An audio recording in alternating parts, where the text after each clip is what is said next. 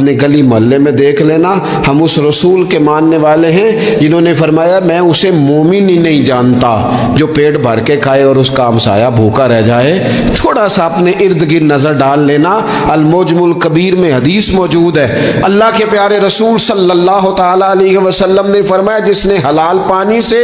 حلال روٹی سے کسی کا روزہ افطار کرایا تو فرمایا فرشتے اس بندے کے لیے رمضان کے دنوں میں،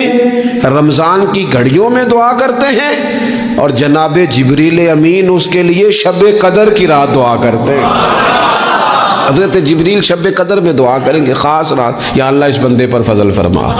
اس نے تو غریب آدمی کو افطار کرا۔ یہ ایک عبادت ہے، اس عبادت کا خیال کریں۔ پھر اعتکاف آئے گا، رمضان کے آخری 10 دنوں کا اعتکاف۔ اسلام میں رحمانیت نہیں ہے، لیکن کبھی کبھی سب سے کٹ کے اپنے رب کے ساتھ جڑ جانا، کچھ رات کی عبادتیں، کچھ تنہائی کے اذکار، کچھ درود و سلام کا ذوق، یہ ان ساری خوبصورتیوں میں سے ایک خوبصورتی اعتکاف بھی ہے۔ اللہ کے پیارے رسول علیہ الصلوۃ والسلام ہمیشہ اعتکاف کرتے، اور حضرت عطا بن رباح رضی اللہ تعالیٰ عنہ کیسی خوبصورت بات ارشاد فرماتے ہیں، فرماتے ہیں معتکف تو اس آدمی کی طرح ہے جیسے کسی بندے کو کسی کے ساتھ کوئی کام پڑ جائے نا تو وہ جا کے اس کے دروازے پر بیٹھ جاتا ہے کہ جب تک میرا کام ہوگا نہیں میں جاؤں گا نہیں۔ فرماتے ہیں یہ اعتکاف والا بھی آ کے رب کریم کے گھر بیٹھ گیا ہے کہ جب تک تو معاف نہیں کرے گا میں جاؤں گا نہیں، جب تک تو بخشش نہیں کرے گا میں اس دروازے سے ہٹوں گا نہیں۔ حضرت ابن عباس رضی اللہ تعالیٰ عنہ نبی پاک علیہ السلام کے روضہ انور کی طرف اشارہ کر کے کہا کرتے تھے زیادہ دیر نہیں ہوئی،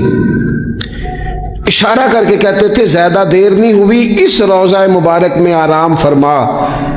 رسول رحمت علیہ السلام سے میں نے اپنے کانوں سے سنا ہے، اور جب یہ بات ارشاد فرماتے تھے تو روتے بھی تھے۔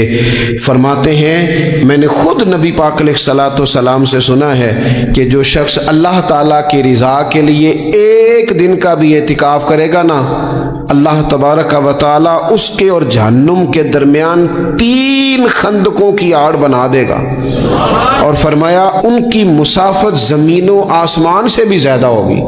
یہ 3 خندقیں اتنی بڑی جن کی چوڑائی زمین آسمان سے بھی زیادہ ہوگی، ایک دن اعتکاف کر لے تو اللہ اس بندے کو دوزخ سے اتنا دور فرما دے گا۔